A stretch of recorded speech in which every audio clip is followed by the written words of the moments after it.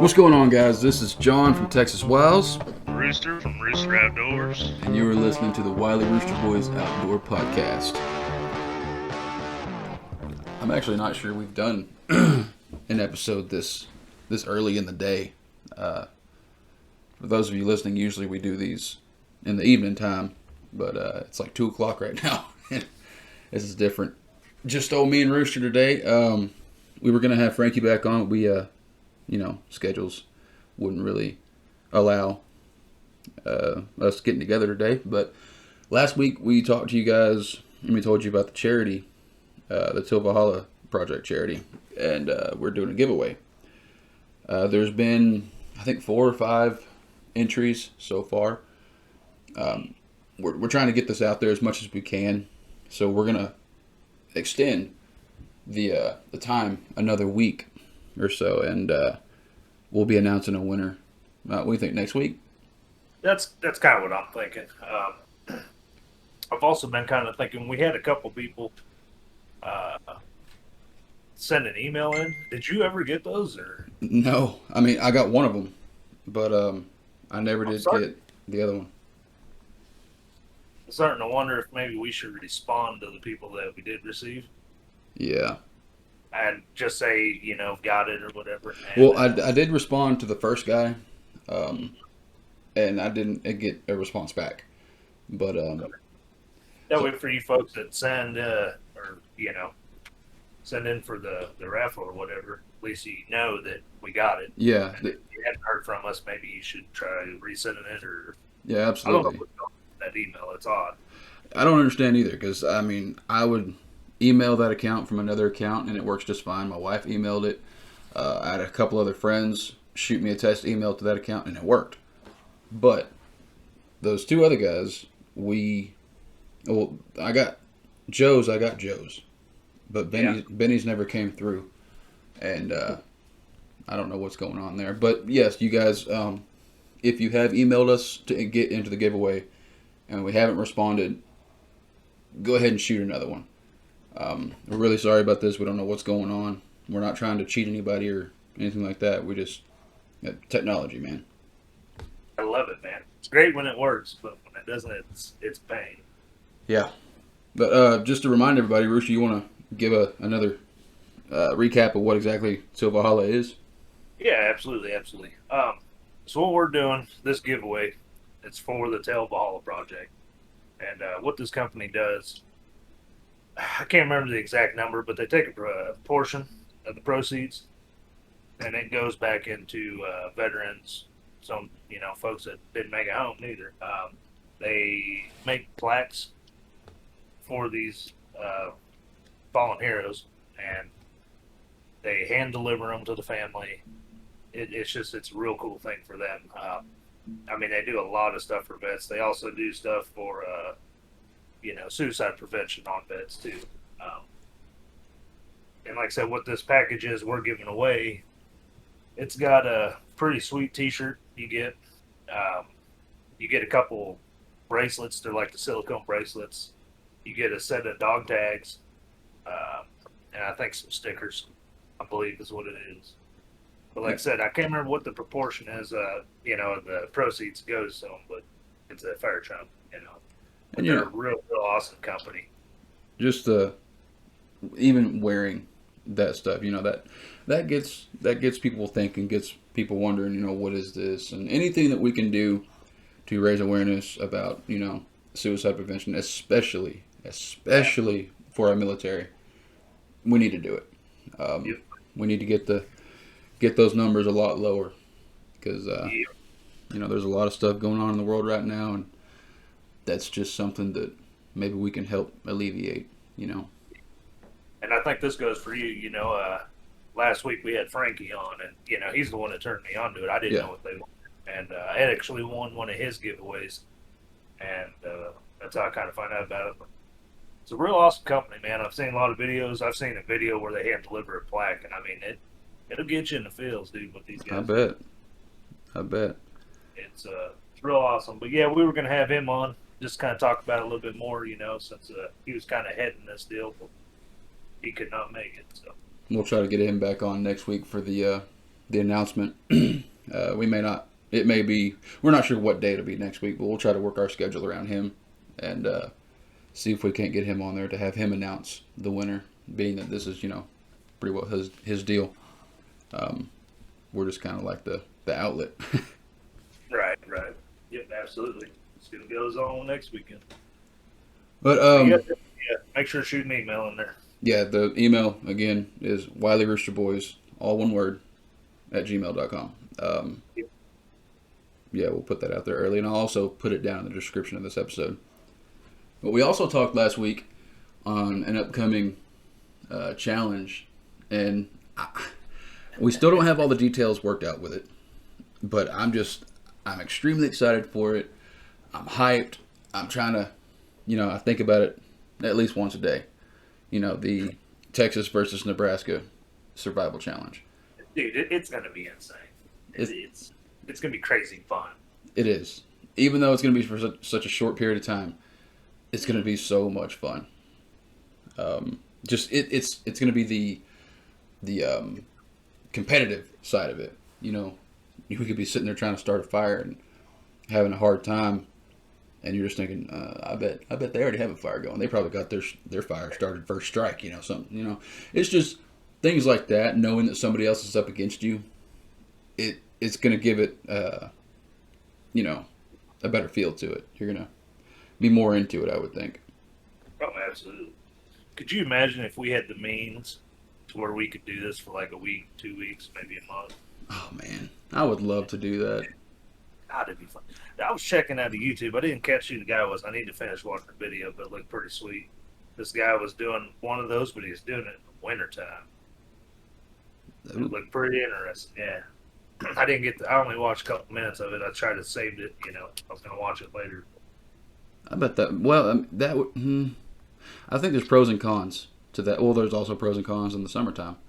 Oh, absolutely. But that would be a lot of fun. I guess your biggest problem would be just warmth, Yeah. Where we're at, as far as like rabbits and stuff like that, it's a plenty. So I mean. Yeah, because just a little bit I seen. I mean, he had like 6-7 inches of snow on the ground. Oh wow! You're making an igloo, man. Yeah, dude. I don't know. I want to see how it turned out, but yeah, dude. Watching them videos all the time, it just I don't know.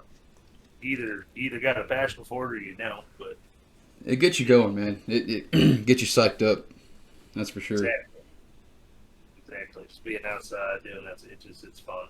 But before we get too far in anything, let's go ahead and jump off of here and take a break, and we'll be right back, guys. All right, we're back, guys. We spoke earlier about our veterans and everything like that, and how we need to be looking out for them.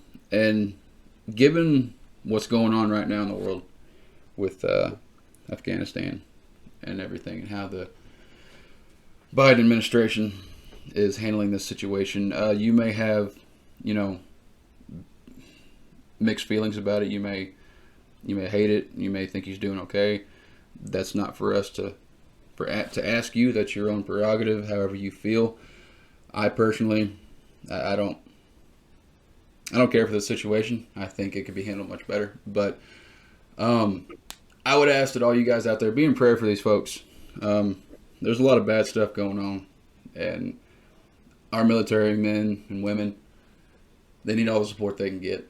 Whenever they do get home, I would hope that they know that we appreciate what they do. We understand that that's not something for everybody. Not everybody could put on that uniform every day and do what they do. So, folks, just if you see a veteran, thank them for what they're doing and what they've done. But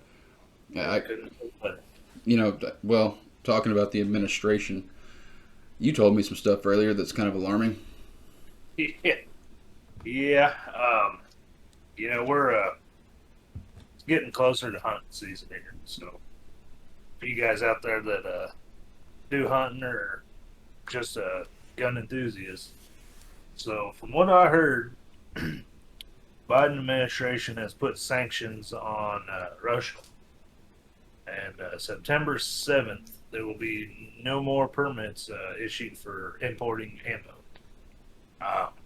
So, granted, there's I think a majority would probably be the 7.62s. Mm-hmm.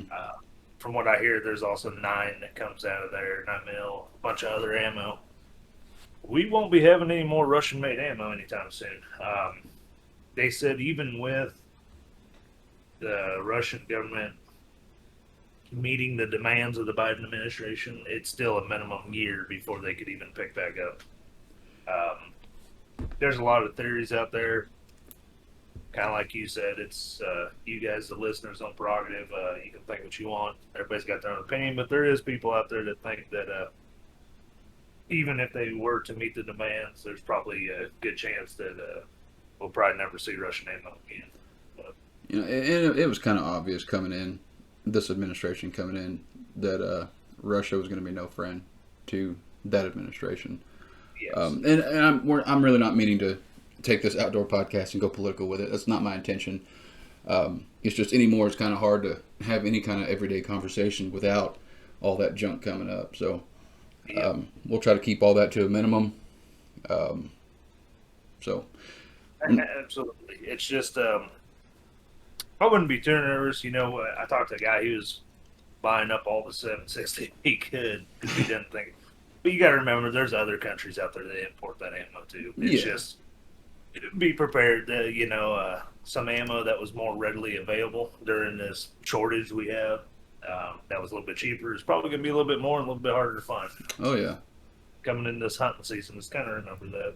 Or it was starting to get better for ammo, but I don't know if it's ever going to get back to normal.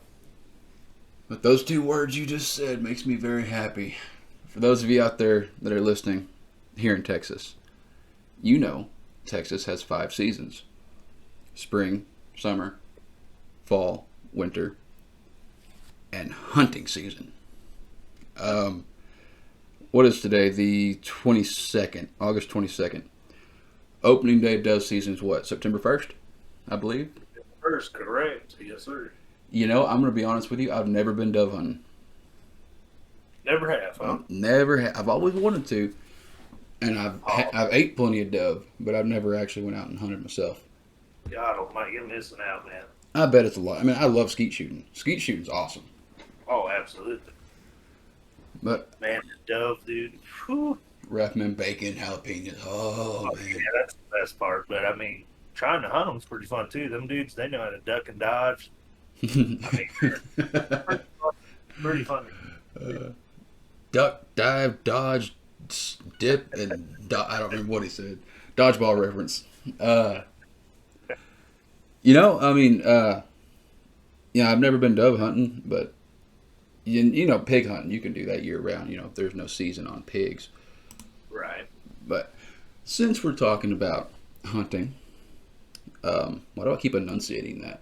It sounds like somebody from the north. Hunting. It's hunting. Anyway, last season, let me share with you guys a humiliating story of how I closed out last season. Spoiler alert, I did not get a deer at all last year. So here's what happened.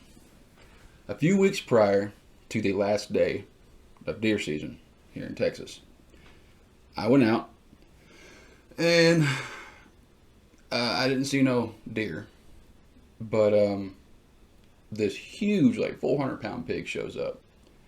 And those of you out there, I'm sure you can relate. My heart was going, like crazy. Boom, boom, boom, boom, boom, boom, boom. Not for just because I wanted to take a pig, just because of the sheer size of this pig. And I was like, oh, I'm going to take this thing. Well, I lined up, went for a heart shot,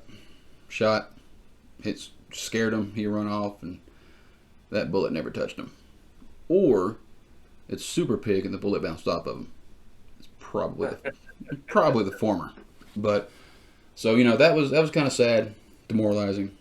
About a week later, I go out there, and I saw a little 4-point, and I say little. He was legal, but me personally, if I'm going to take a buck, it's going to be 7-point or above. So I decided to let this little 4-point go. I let him walk so he can grow and get bigger, and I could take him another time. So the 4-point walks, and about an hour later, 25 or 30 pigs show up to the feeder. And they weren't big. They were probably 25 or 30 pounds apiece. I mean, they were good, cooking whole size. So I had my 30-30, my lever action. Not the gun you don't want a gun like that for that situation. But it's all I had with me. So I just go Clint Eastwood on this herd of pigs. Bam, bam, bam, just racking as quick as I can. They all scatter. And when you know it, not a single one was dropped. At this point, I'm questioning, I'm having an existential crisis here. What is going on? All right, fast forward to the last day of deer season. I get out there at 4 o'clock in the morning. I'm in the blind. And these 2 does show up. Good sized doe. Now, normally I'd take a buck. However, you cannot eat horns. So, I don't mind taking a doe. And to me personally, Rooster, you may agree, doe tastes better. Yeah, dude. I mean, I agree 100%. So, these 2 doe are there. I watch them for a few minutes and I decide, you know what? It's time. And I had my 270 on me at this time. Perfectly sighted in from what I thought. Anyway, I line up for a heart shot. She jumped, did a backflip, and then she took off over the fence. I'm thinking, oh, I got her. I had to have hit her. Perfect shot placement. Well, I gave it a few minutes and jumped down out of the blind. Went down there to track her. No blood at all. Now, I did follow the tracks for a little bit until I lost the tracks, but the entire time, no blood. Now, I'm not tooting my own horn by any means, because I'm no better than anybody else, but I am a pretty good shot. This story that I just told you, there's no evidence to back that up, but, right? I don't know what was going on. And that 30-30 that I shot into that herd of pigs with, that was open sights. Yeah. That was 100% on me. The other 2, that was probably due to scope issues. And to be honest, I don't really use open sights a whole lot. That's kind of new to me. I've always used scopes. But yeah, man, those instances right there, that's how I closed out my season. I had every opportunity granted to me to be able to harvest an animal, but I didn't make good on it. So yeah, this year, it's happening. Heck yeah. That's there was this one year, man, talking about hunting. I'll tell you a quick little story. It wasn't on me, but it was my buddy. But it kind of screwed my whole day of hunting up. Me and a buddy of mine, old Zach Ringer, we were out hunting. We pulled up to this spot. You could only drive so far up into these sand hills, and then you had to get out and walk.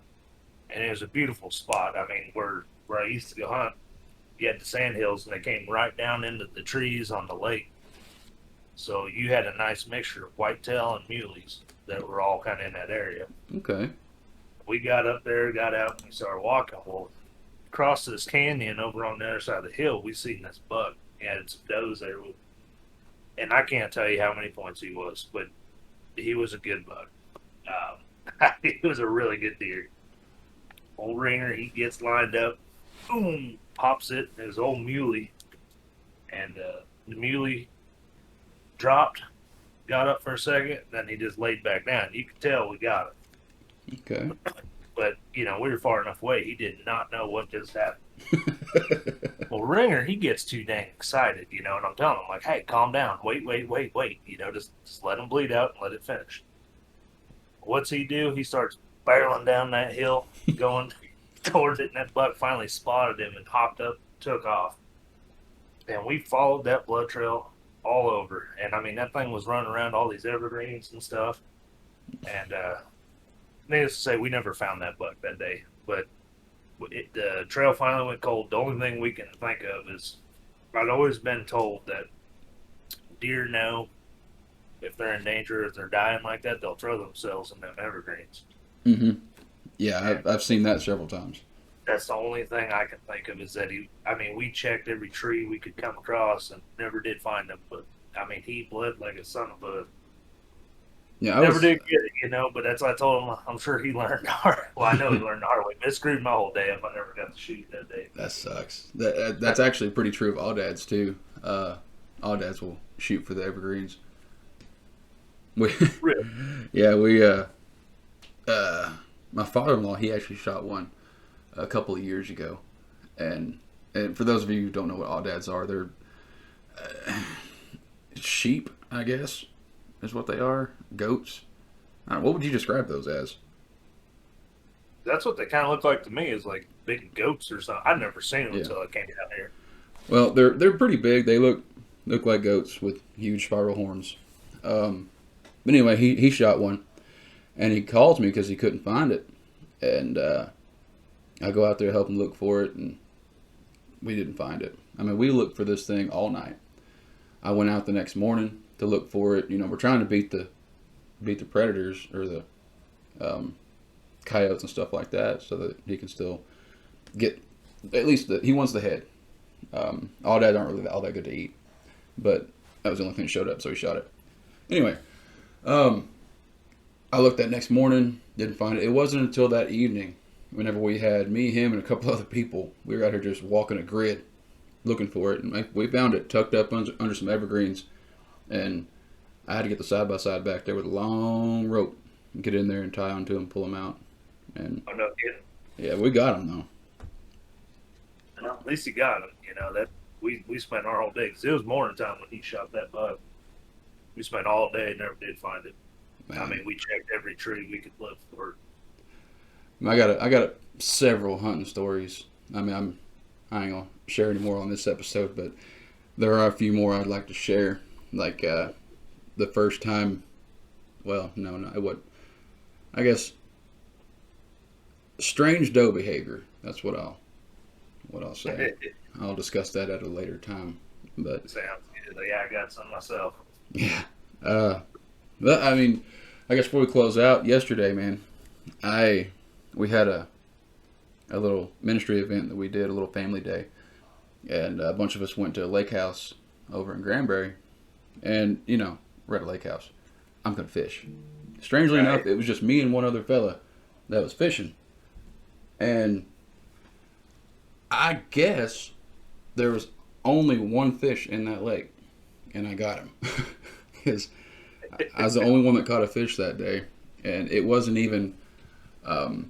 It was nothing I did, because it was one of those deals where you cast and it was immediately on the line. My best guess is that I just happened to cast on top of that bass's head and it freaked out and bit. But we got like 7.5 inches of rain the other day, and the waters down here are just chocolate milk. They're nasty. So I mean, the bite's a little bit slow right now, but I did get that one fish. I ended up losing like 2 or 3 different lures. But Got a little quiet there, John.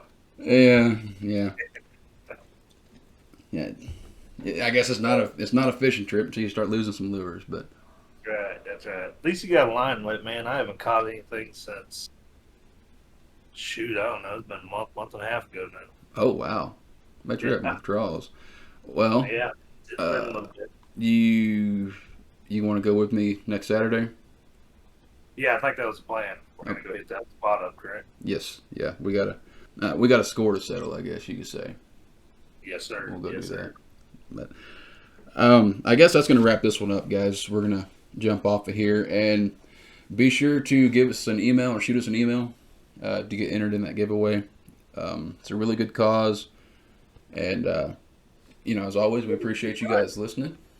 Yep. We hope that you guys will subscribe, like, share, whatever you can with the podcast. I understand that you can't rate it on all platforms, but the ones that you can, we sure would appreciate it. So, until next time, guys, God bless. Y'all stay safe. We'll see you. Good one.